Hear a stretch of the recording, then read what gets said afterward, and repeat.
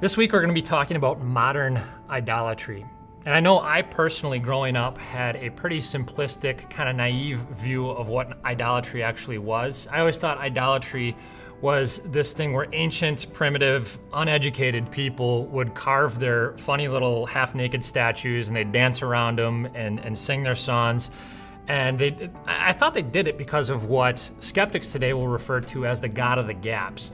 God of the Gaps is this idea that ancient unenlightened people, because they didn't have a scientific understanding of the world, and they didn't understand natural phenomena, they would look at whatever happened out in nature and say, well, this must just be the gods. So if it rained outside, they thought the gods must be sad, or if it thundered outside, they thought the gods must be angry. Then I actually started to do a little research on idolatry, and I discovered that some of the most influential thinkers in world history, including some of the best Bible scholars, said that idolatry wasn't just a sin, or wasn't just a problem in life, and it's certainly not just an ancient problem, it's the overarching problem of life. It's the reason the world looks the way it does today, and the reason humans behave the way we do.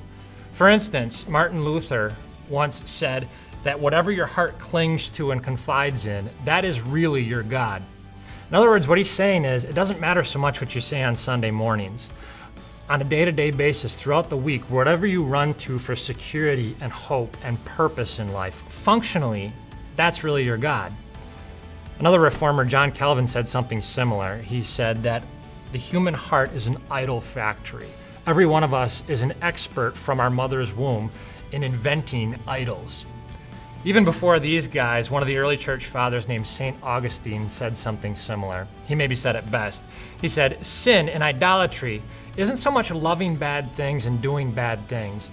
It's loving good things too much. It's loving good things and making them God things in your life. It's loving the blessings of life ahead of the blesser.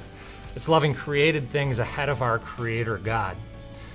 So how do we get to the point in life where we have rightly ordered loves in our heart?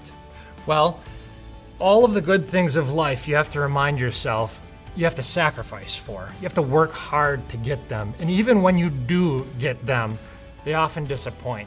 Kind of like a little child on December 29th pushing the presents into the corner of their room. You're not fully satisfied. Jesus is the only God that if you get him, he won't disappoint you, he'll actually satisfy you.